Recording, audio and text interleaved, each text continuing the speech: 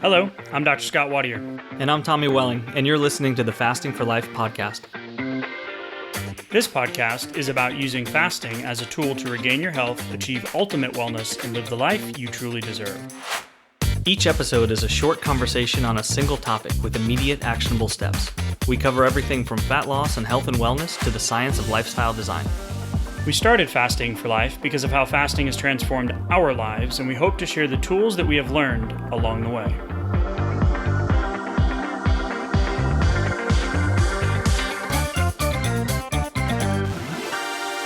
Hey everyone, welcome to the Fasting for Life podcast. My name is Dr. Scott Wadier, and I'm here, as always, with my good friend and colleague, Tommy Welling. Good afternoon to you, sir.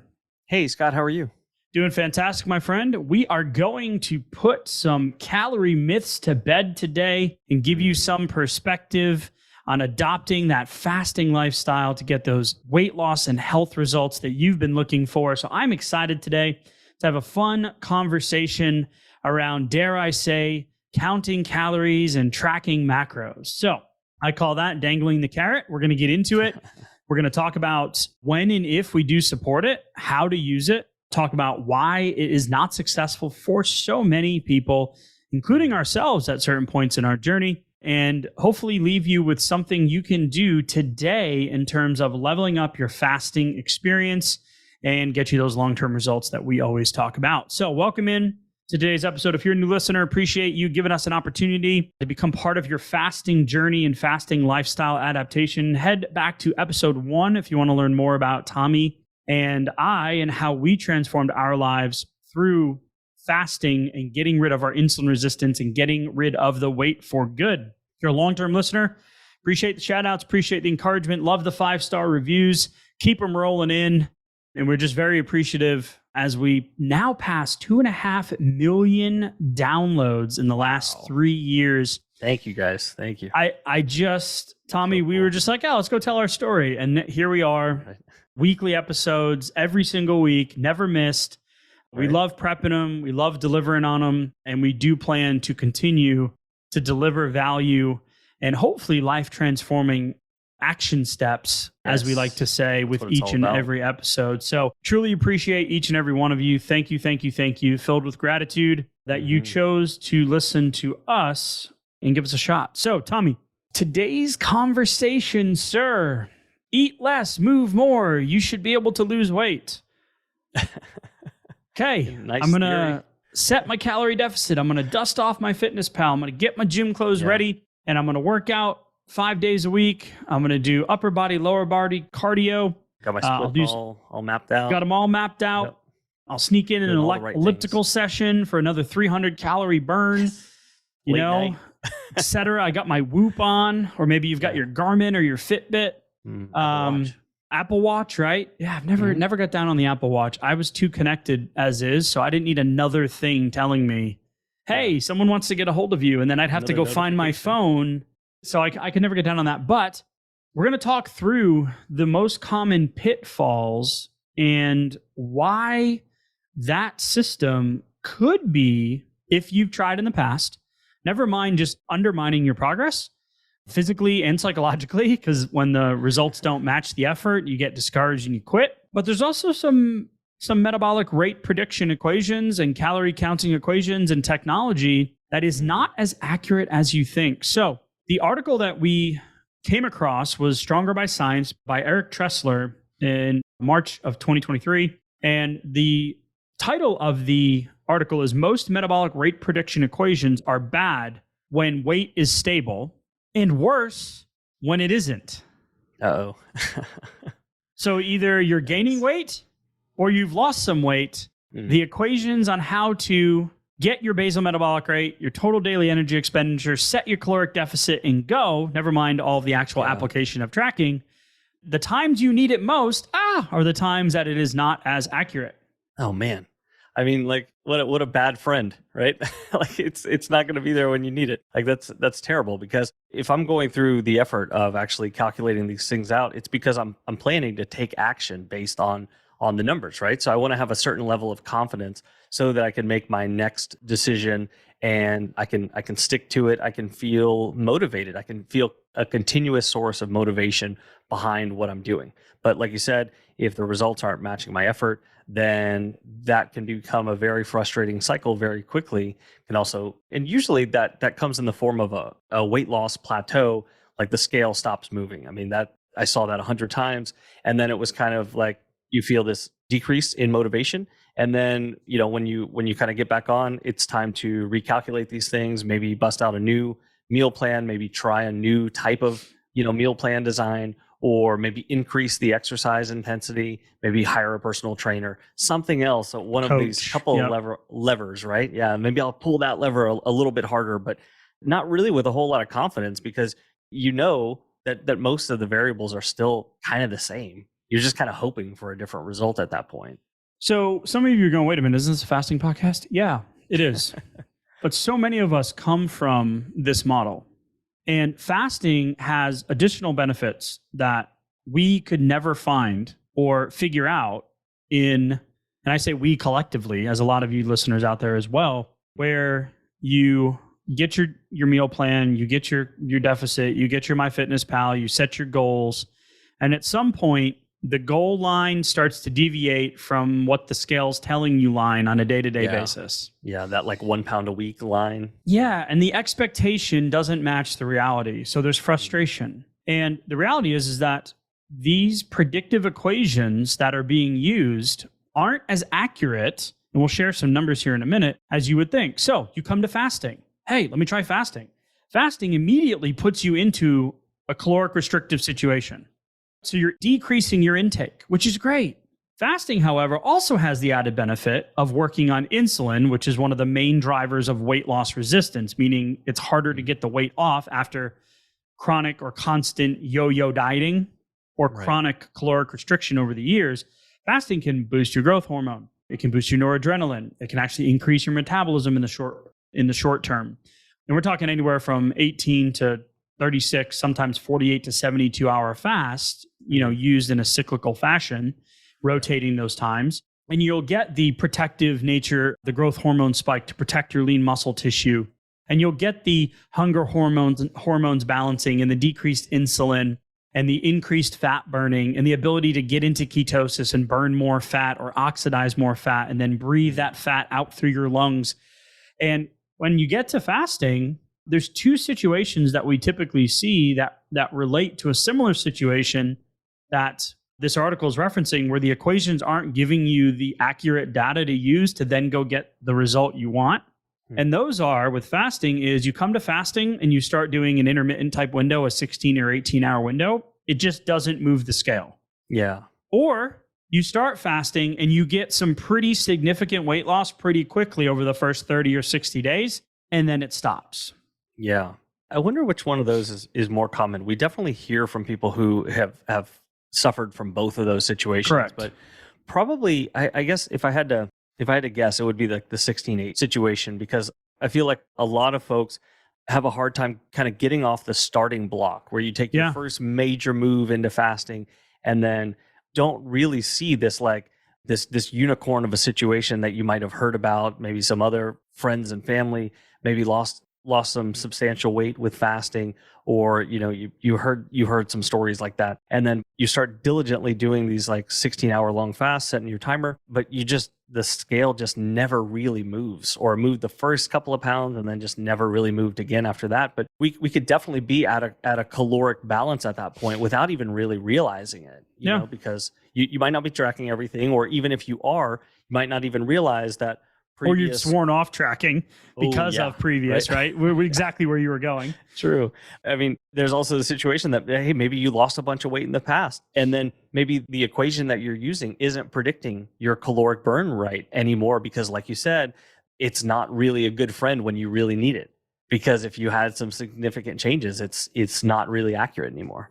Yeah, I want to unpack the inaccuracy of the actual BMR and TDEE, or basal metabolic rate and total daily energy expenditure equations here in just a minute. But from that fasting perspective, the answer isn't, if you can't get the scale to move, typically the answer is vary your fasting windows, put a little bit of intention into what you're breaking your fast with, and increase that fasting window until the scale starts moving. But if you've had success with fasting and then the scale stops, then what? Okay. So there's a quote in this article from Macro Factor that says if you're one of the people that successfully loses weight in a one size fits all or a low calorie diet type situation using these equations, the skills you learn to stick with your diet, whenever we say the word diet, let's use the word fast. You're fasting, right? Mm-hmm. Are likely to be incompatible with successful long-term weight maintenance. Mm. And we talk about this a lot from that Marie Spreckley article where they looked at weight loss managers and what they did to be successful. And it says, in effect, you got really good at remember, dieting, air quotes, fasting, and dealing with caloric restriction, but not normal sustainable eating habits or patterns. Yeah.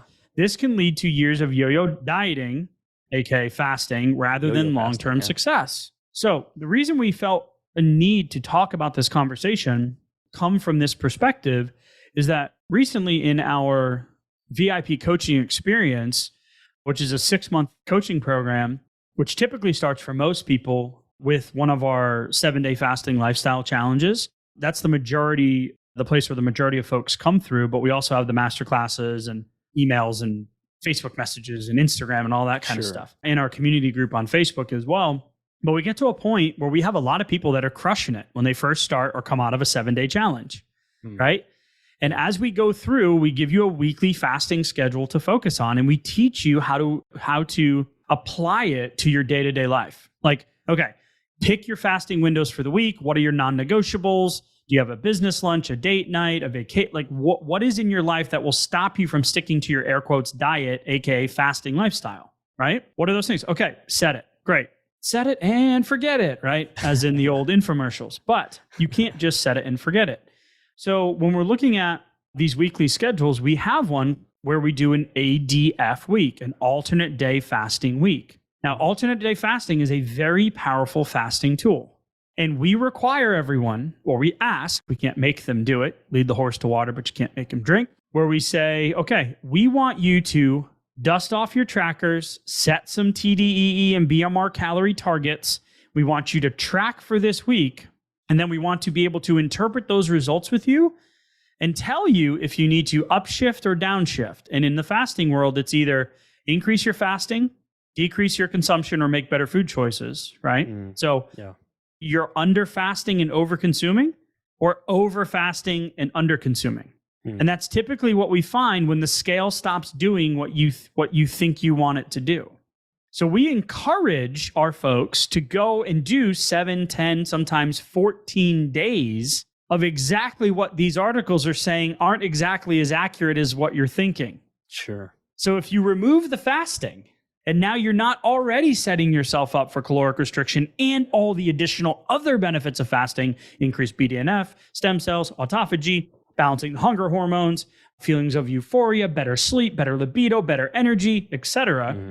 The tools you literally have are these broken ones here in front of you. Never mind all of the other past, I've done it before, but man, it's hard. Now I got to go do it again. Psychological diet culture type mindset stuff as well. The baggage, that diet baggage, that fasting baggage, it can be heavy. Like, yes. And sometimes you don't even realize what you're actually bringing along with you, but focusing on actually just dialing it in temporarily is one of those things that it's a huge part of the process, like coming in and doing that on occasion when it's necessary. But you know what? Like my mental block, and I've talked to a lot of folks who can identify with this as well, is that they're just looking for a plan that they can just set it and forget it, like you said, and just go, okay, that's the thing that I need to do. I'm not going to need to make any changes to it. Let me just do it until I hit that goal weight, and then I'll figure it out from there is essentially it. But just understanding that like one single method is not going to be the perfect way to do this, because the body's variable. The body loves homeostasis. It's very adaptable. Your food choices aren't the exact same every day. Your energy expenditure and exercise stress levels, sleep, hydration. Right? Yeah. Like every fast is not the exact same. You're not going to feel the same. It's not going to be the exact same duration, all these kind of things, right? So there is variability in the system. So understanding that and having a little bit of flexibility along the way is one of those, like, I'm giving myself mental permission that I'm going to need to adjust the plan a couple of times, and maybe even a few more than that. And that's okay. This also comes up when you've gotten to that last few pounds before your air quotes goal weight or maintenance, right? Yep, Like true. whatever that number is. But there are inherent problems with calorie counting and why it's not successful for so many, right? So I want to go through them, define some terms, and then put together a simple way as a faster that you can simplify this process and use some of these tools in a way that can help you break through the plateau or get the scale moving initially or get you through to that end result where you're going to figure out what maintenance looks like. But again, just like it said in this article, the skills you use to get there. So with fasting, weight can come off pretty quick, which means we need to be really good at knowing and interpreting how we're feeling and putting intention into what we're breaking our fast with. Yeah. And then what you're going to do as you get closer to your maintenance goal. And it's no different than on a weight loss journey. Let's say if you hire a nutrition coach, Sure. right? Or you're using your Low and apps and slow. all these. Right. Yeah. So some of the things here is calorie counting should be an ideal method of gaining or losing or maintaining weight. Science is pretty straightforward. We also talk a lot about the hormonal systems as well. So calories aren't king, insulin isn't king, but they both have a very complex, storied history together. You can decrease the calories, increase the calories, decrease your consumption, increase your consumption. And in two different individuals, based on their insulin resistance, they'll have different outcomes. So basal metabolic rate or resting metabolic rate is the amount of energy your body burns at rest. That's it, BMR. And there's tons of calculators and equations out there. So if we look at some of the equations, you've got your indirect calorimetry, you've got Tinsley, 2019 FFM, BM, fat-free mass versus body mass. You've got Owen, you've got Cunningham, Harris-Benedict, reverse Harris-Benedict, Mifflin. Sounds like the Office, right? The Office, Isn't yeah, it the- Dunder Mifflin. Dunder, yeah, right? I've never watched it, but why do I know that? The De Lorenzo equation. Now, all of these have certain systems that they use to spit out a basal metabolic number, right? And then from there, if we're looking at, what does that mean? Well, then you have to look at your total daily energy expenditure. This is the amount of total energy you burn in a day. Your BMR is the main component of that, about up to 70%. Mm-hmm. So day-to-day activities that aren't categorized as exercise, fidgeting to housework, sitting up to laying down, right? Then you've got your non-exercise activity thermogenesis, as well. And then you've got the idea that exercise is only a very small percentage of our total daily energy expenditure. Yeah. But most people want to track calories and macros and work out more. Working out, yes, absolutely. Build lean muscle, become an energy powerhouse, change that body composition, increase your cardiovascular health, decrease your cardiovascular risk of stroke and heart attack, et cetera. Sure. Increase your insulin sensitivity as well across all 100%. those muscle cells around the body. Absolutely. So when we're looking at the calorie counting approach, the one size fits all, 2,000 calories a day. Obviously, a 130-pound person versus a 200-pound person, totally different, right? So it's just not really going to move the needle much for most people. The second is they may not be realistic or sustainable. So if we hear a lot doing 1,200 calories a day, right? Yeah. But if you're only burning 1,500 or 1,600, then 1,200 might be good. But if you're burning 2,500, 1,200 a day is probably pretty unsustainable. And what we end up seeing is fatigue, hunger, cravings, lethargy, and then you end up not being able to stick to the program. And this is the same with fasting as well. For sure. You get plateaus the same way and for the same reasons. Right. The second is this idea of these activity trackers, right, Tommy?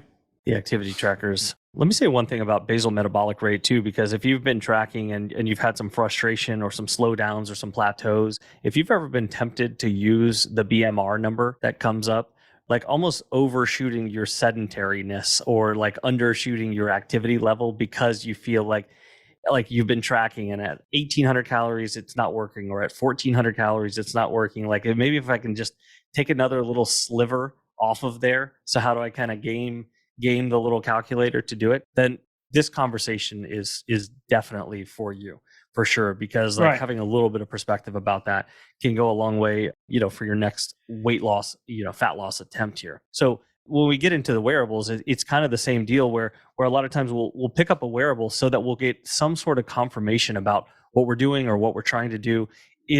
Does this seem accurate based on what I'm calculating and what I'm actually doing?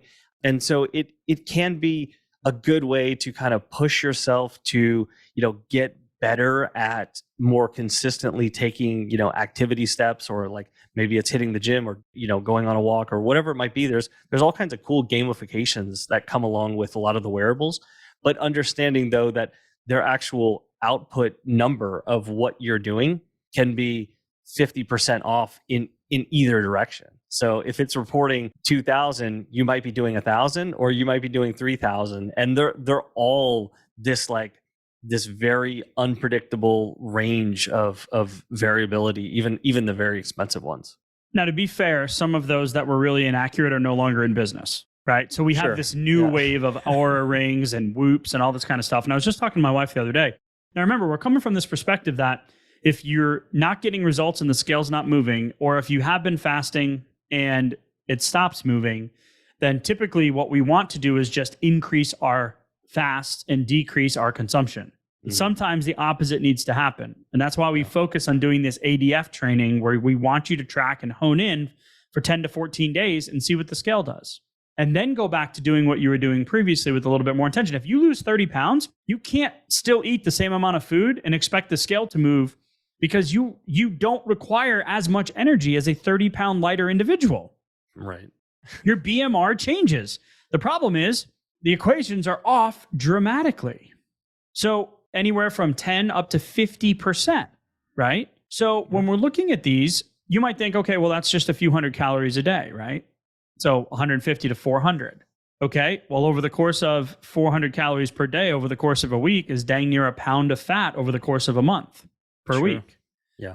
Because it's not like, oh, you just increase for a day and then boom, you're fat the next day. No, it takes a few weeks, right, for that fat cell to grow, to accumulate. So really a couple of weeks of overconsumption, 15 pounds over the course of 6 months, 500 calories a day more per day, per week would theoretically be 1 pound of fat per week. So the scale fluctuations are going to continually move. And we're looking at our trackers going, wait a minute, you can be up to 50% off? Huh.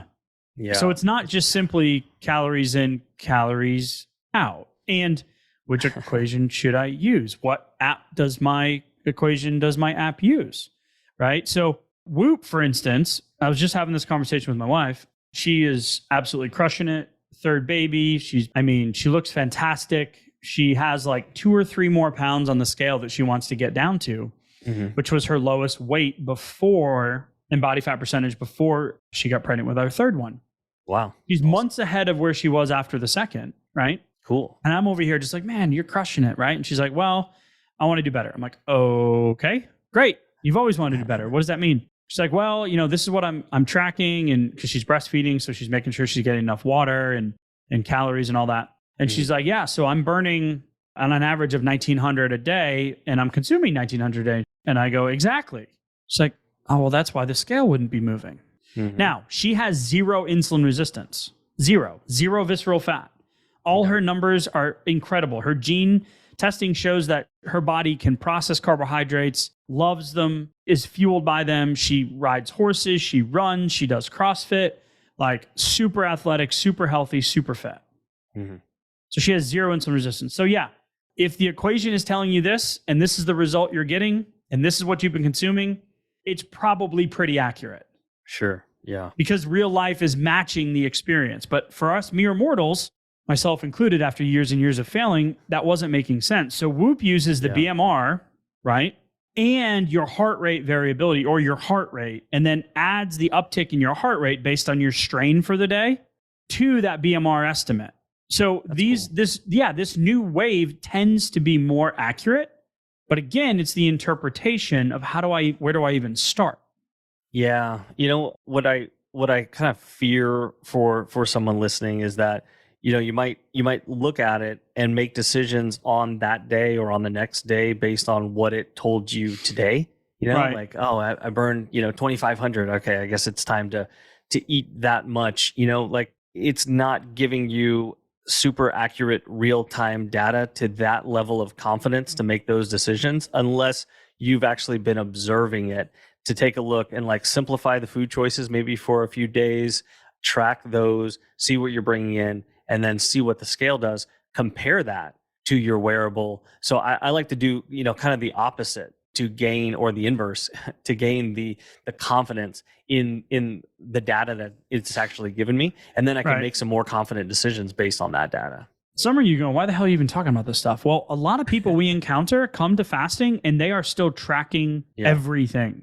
The harder it is to get it off, like the more you look for outside data and tools and things like that. And sometimes the harder you try, if you're that much more motivated, you're like, you have a medication you want to come off of, or a disease you're trying to reverse, or a family member that's suffering, or a doctor conversation, or you have to care for a loved one and your health matter, something more motivating, you're going to be working that much harder, to try to get that weight off. So some of these fitness trackers, right? So the heart rate and the energy expenditure differs between individuals due to the differences in our resting heart rates, fitness levels, and our different levels of reactivity to stress. So even though the two main types of these wearable technologies, they're not great in isolation, they do work well together, but they still don't show, based off of 2020 meta-analysis, that you're going to be seeing an insane amount of accuracy long-term. Yeah. Especially when the scale has either been going up or when the scale has been going down. Yeah. Which is the two times that we need it the most. So it also says that the new crop still did a poor job of estimating energy expenditure during sitting, walking, running, cycling, and resistance training. That was 2020 too. Yeah. I don't think it'll be that far off, like that many years in the future, when we have better real-time data about this is what we brought in, and the wearable is actually measuring what we brought in, how quickly we're burning it, and then telling us like an output rate of fat, protein, carbohydrates, and then that's actually giving us accurate real-time data. But we don't have it. So what can be better and actually get us more results faster is kind of simplifying it so that we zoom out on occasion. This might be like a once a month, once every 30 days or so, zoom out, go, are my results meeting my expectations with what I've been doing? Keep a log of your fast. Like, are you being accurate and honest with yourself about the fasting that you're putting in? And try to simplify some plates, so that you can kind of calibrate it with those TDEE calculations, knowing approximately what your plates could look like, because that way you're reducing the number of decisions you need to make in the moment, which can also lead to a lot of frustration and a lot of volatility on the scale too. I think that the exercise component of this too is the activity component. Is we have a lot of folks that exercise that's like, I have to exercise. It's part of my mental health strategy. That's great. I would encourage a lot of folks that if you've hit a sort of plateau, backing off from the intensity of the exercise and maybe adding in some fasted exercise as well as walking would be a good place to start, because we know, we've talked about this in the past, that the benefit of fasted versus fed exercise is the same pretty much over the course of a 24-hour period. But fasting tends to have an advantage in the optimization of the metabolic health and that metabolic flexibility piece, where we're talking about, chronic disease related to insulin and glucose. The ability to flip-flop between those two. So low levels of fasting insulin are a sign of higher insulin sensitivity, higher fat oxidation, and low metabolic disease risk. So you want better metabolic flexibility. Yes. And the more weight you have to lose, the more you need that. The reason I brought that up though is because you mentioned earlier the energy buckets. So when you're putting in and you're going to, let's say, TDE.com or calculator.net or one of these sites, right? Yeah. And you put in your stuff, you're going to over or underestimate your activity level. And that's one of the things that this article was mentioning, is that you have these energy activity buckets, right? And that can be anywhere from 10, some of them up to 13% off, based on the fact that you chose sedentary versus light exercise versus 4 to 5 days of high activity versus intense exercise 4 to 5 days a week, right? There's all these different categories. So again, just more complexity added to the process. Yeah. So and it's not always good. Like, it's not always good to be like out burning your caloric intake. And it's also not always good to just be trying to like under consuming it. Say that one more time. I'm trying to follow you here. It's not necessarily better that, oh, hey, like today I burned, a couple hundred extra calories today. Right. Like, that's fine. My wife said that to me the other day, and I was like, no, you didn't. But if you add it up over time, that's where we see the overall net average underconsumption over time that also leads to that metabolic adaptation, which is part of the variance in the metabolic rate calculators. 100%. So when we're in this tracking approach, we want to free everyone from the tracking prison. Okay. We want to release you from the shackles of the tracking prison. And the fasting lifestyle has done that for us. So just the diet brain, right? The diet roller coaster, the diet culture brain is in the back of your head, overthinking and second guessing everything. Has my weight actually plateaued, or is it just water? I decreased my calorie targets 2 weeks ago. Is it really time to reduce them again? Man. Yeah. And my weight is actually higher this week. Oh man, I got to cut my targets even more. I feel like I may be losing weight too fast. I need to increase my targets to avoid losing muscle, or am I working out or walking enough or hydrating enough or getting my trace minerals in? I'm going to start a new training program this week. I know my numbers have changed. I've lost 30 pounds. Now what do I do? It's stuck. So we're going to get in our heads and go, I'm doing everything wrong. What is happening? So this is why we do this training. This is why we encourage zoom in, get some data, zoom out, take a deep breath, and simplify the process. Yeah. You said it, Tommy. If you want some easier, like take some thinking out of it, head to the show notes and click the blueprint to fasting for fat loss. Yeah. We'll literally give you what a plate should look like and what a 4-week series of fast could look like. Just take the thinking out of it. But then you have to commit to hitting the 80% mark, the 80% rule, right? Yep. So 24 out of 30 days, hit your fasting timer, break your window intentionally, stay hydrated, get your walking in, right? Yeah. You have to give it more, to your point, than just a day or two. Yeah. You got to give it a few weeks to set and forget, right? No. Just kidding. Set and what is that program? Was that a rotisserie chicken? Yeah, rotisserie chicken thing. Man, it's crazy how that program stays with you. Yeah, it did. Hungry. Mine never looked like that. That's why we buy rotisserie chickens and not try to make them. So simplify the process, right? Simplify the process, simplify the process, simplify the process. And know that you're not broken, that some of the tools you've used in the past, you didn't have the understanding, and I don't claim to either, even after all this research for this episode and reading all these things and having the failed experiences multiple times over and over again.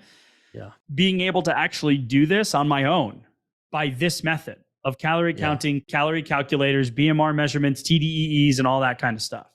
Yeah, they work really well, like inside the goalpost, like for the middle part of the population, or the people in the best health, at the optimal weight ranges and things like that. But again, when we need it the most, it's the least predictive of the things that we're actually trying to get a handle on here. So if we take what we talked about today, zoom out a little bit, simplify, but then also like do the same thing a little bit to your plate, like I mentioned earlier, so that while you're logging those fasts, hitting that 80% rule on your fast this month, have a couple of go-to plates that you kind of cycle in and out of, and watch what the scale does as well, because that's going to tell you a lot. When you know you're doing all these other things right, the scale will give you some better feedback, better data than when things are kind of volatile and decisions are more variable. Yeah, we had a shout out from one of the women in our program who was like, we got off one of our coaching calls during this ADF week where we said, okay, zoom in and track for 10 to 12 days. Some of you are going to need to do it for, 7 days. Some of you are going to need to do it for a couple of weeks, right? Because it's going to open up that thought process that you were just talking about the decisions you're making and the why behind it. And she said, like, she's in awe of like the call, right? And just the wealth of knowledge and all the experience and all the stuff. And she's like, I'm the type of person that needs to know why I'm doing something. Sure. So she says, I've been fasting since January and have gotten so good at not eating for longer periods of time and not eating much when I did eat. Yeah. Yeah. Fasting is very powerful. It can get the weight off quick. But if you're down like she is to that last handful of pounds, then what's your exit strategy? What's your reverse plan? Right? You're a much smaller individual now. You've lost 2/3 of your weight. You're 20 if you pounds go back down. to old habits. Oh man. It can come back quick. Yeah, the same thing that you were doing, and this is why I love that quote from the article earlier, is the skills you learn to stick with to get the results that you had gotten are likely to be incompatible with the successful long-term maintenance. Wow. So you learn the skills, you use the skills, but then you have to apply the skills to the new situation. And with fasting, that's going to be increasing your fasting windows, increasing your consumption, developing that healthy relationship with your food. Yeah. Right. Or foods that may have, there was a list of foods that were like completely off limits for some folks. And I'm like, those are quality foods. Yeah. Good whole You can foods. eat grapes. You can eat a banana. Like, it's okay. Yogurt. Those things aren't bad for you, but they get listed as bad. Sure. And that's part of that diet culture and this failed attempts that we bring with us into this new fasting application. Ooh, fasting. That sounds fun. I can not eat. And then you get really good at it. Yeah, but you still got some baggage, right? Like I still got loads of those bags behind me full of those X'd off foods that were just, part of a previous layer that didn't work. So like there's some layers here. In theory, it should be easy to step back and look at this stuff and be like objectively and make appropriate, dispassionate adjustments over time. Sure. Some people can, right? My wife's one of them. And some people find it nearly impossible. And that was me. And that was you, right? So it may need a little extra effort. It may need some tweaking. This is where, I spent, my goodness, man, on that last, folks, before I figured out my insulin resistance issue. I mean, it was a $10,000 6-month program. Wow. And we never addressed the hormonal component. Fasting wasn't really a part of it. Sure. And then fasting, thanks to you standing in your kitchen on Father's Day in 2019, you told me to stop eating. I was like, I don't know what that means. Here's a book by Dr. Jason Fung. Okay, great. Here we are. Almost 4 years later. Yeah. Yeah. Sometimes, you just don't see why it's not working. You can't see it. You got to zoom in, got to zoom out. So that's part of the conversation from today. So I absolutely love it. Yeah, go ahead. The deck is stacked against you and you just didn't know it. And it doesn't mean you can't get results because some people can. But we want to encourage you that the fasting lifestyle is going to simplify this process for you. So if you are currently tracking or currently fasting and you're going, I will never do that again, I want to encourage you to do it for 7 to 10 days. And be real with what you objectively track and see. You value what you measure what you value. If you got a mortgage payment coming up and you didn't check to see if your direct deposit came in, you might be in trouble.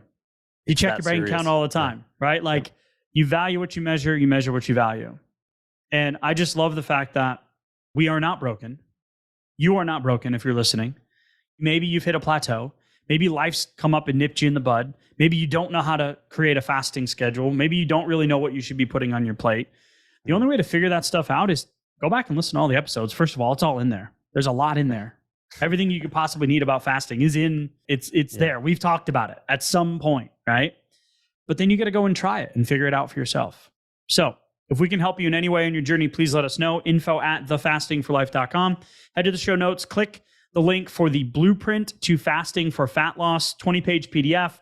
Got incredible information in there, fasting schedules, macro breakdowns if that's what you want, even though after we just talked about how that process doesn't work for so many.